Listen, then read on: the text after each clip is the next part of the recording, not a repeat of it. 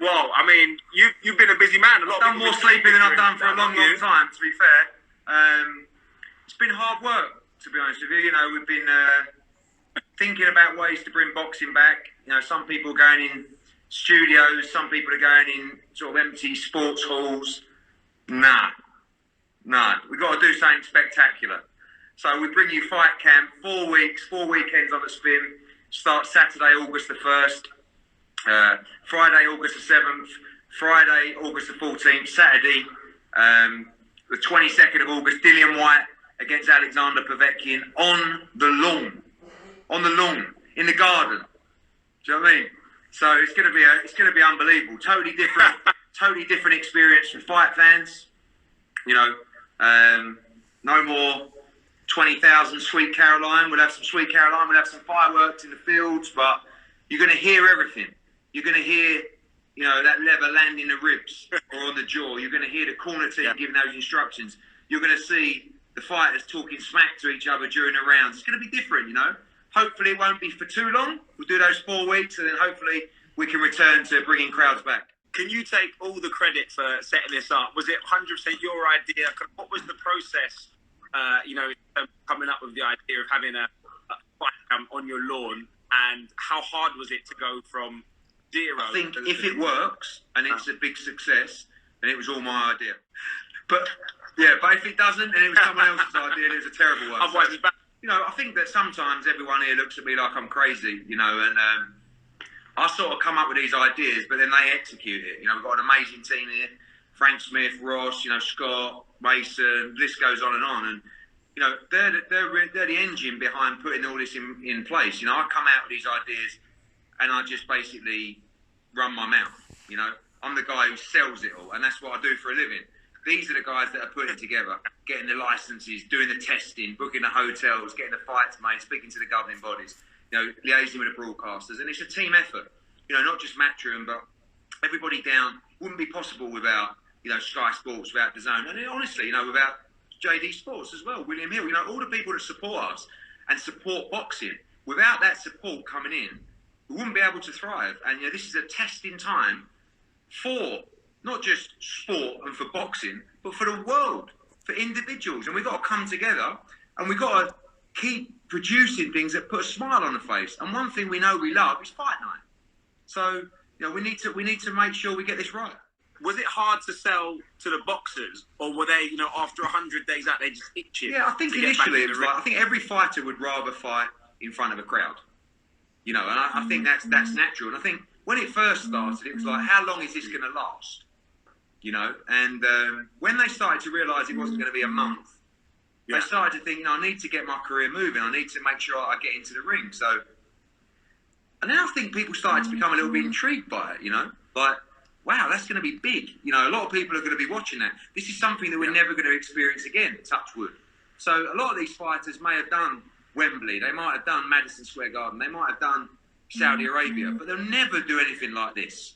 So I think the fighters now are really pumped, you know, and the good thing for boxing now is we were able to say, right, almost like UFC style, right, do you want to fight in Fight Camp? If so, you can fight him or him. Oh, no, you know, I'm not really ready for that fight. No problem. We'll catch you later in the year. Do you know what I mean? And the ones that want to step up, the ones that want to fight, this is their time. This is their moment. And this is the time for maybe someone that's been in the shadows a little bit, or maybe someone that hasn't had the exposure of the guy who went and won silver in the Olympics. This is your time to shine. You know, so go and make the most of it. And, you know, everybody's pumped, and the fighters have a massive opportunity here. Yeah, I've had a look at some of the cards, some of the posts. What fight are you? Well, I mean, look, you know, what looking forward? What are the scraps for me is such a brilliant heavyweight fight, of course. And even earlier in the, you know, week one, you talk about Reece Bellotti against Jordan Gill. That's the first fight kicking off the night. It's a great fight. Dalton Smith, Fabio Wardley against Simon Vallily for the English heavyweight title. James Tennyson against Gavin Gwynn for the British lightweight title. And then the egg and the cheese. It's not an omelette. It's Sam Eggington against Ted Cheeseman. It's going to be an absolute tear-up. That's week one. You know, week two, we're making history. We're doing a world championship fight in the Garden. The first time two Brits have fought for a world title. Terry Harper against Natasha Jonas. Doncaster against Sheffield for the WBC world title. Anthony Fowler against Adam Harper on that card. Chris Billum-Smith against Nathan Forley for the Commonwealth Cruiserweight title. We got Hopi Price on that card. We got Akeem Fiaz against Kane Baker. Week 3, we got Felix Cash against Jason Wellborn. Great fight. Zelfa Barrett against Eric Donovan. Brilliant fight. First fight for Zelfa with us. We got John Doherty on that card. We got Nav Mansouri against Kieran Conway. We got Shannon Courtenay against Rachel Ball. And then we go into the big one. Povetkin against Dillian Whyte. We got Katie Taylor defending her undisputed world championships on that card. We got Clay against Congo. We got Martin Bacoli against Sergey Kuzman. And we got another 2 fights to add to that card as well. So it's non-stop. And we've just tried to make it as competitive as possible. And I think you're going to love it. Absolutely. Talking of Dillian Whyte, we mentioned him. How hard is it to juggle Dillian Whyte's mandatory claim, his title shot against Fury versus, you've got Anthony Joshua there already, with the signing the 2-fight deal, etc. It's very difficult because, of course, the world wants to see the undisputed fight, but everybody wants Dillian Whyte to get what he deserves, which is a shot at the world heavyweight title. And the run that he's been on has been unbelievable, and he's so deserving of that world title shot. So, for me, it's almost like Dillian Whyte should take priority over Anthony Joshua in Fury. He deserves that fight. He's been told that fight must happen by February 21, and we'll be doing everything we can to deliver that. Now, in the meantime, he has got a hell of a fight on his hands with Alexander Povetkin. But, I believe that the undisputed fight will happen next year with Anthony Joshua. But listen, maybe it's against Dillian Whyte. Maybe it's against Deontay Wilder. You could not rule anything out in this world, especially in heavyweight boxing. But, we are 100% committed to make sure that Dillian Whyte gets what he deserves. And he should be commended time and time again because he's the one that's ready to fight. I talk about these guys, are you a fighter or you're an Instagram fighter? Do you know what I mean? This is what you do.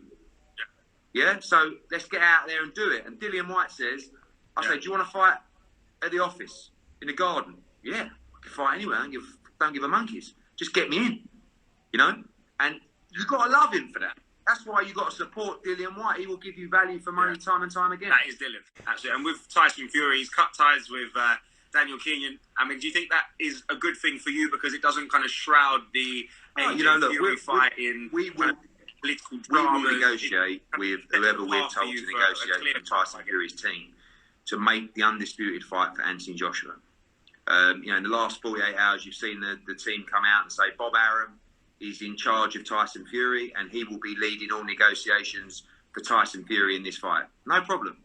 It might have been a little bit harder if Tyson Fury had given Frank Warren that job, but thankfully he didn't. And, now maybe that's why, but maybe myself and Bob Arum, who I spoke to last night, we're fully committed to make the fight. So, Bob Arum is the guy who is heading up Team Fury right now. He's the guy who's in charge of all negotiations.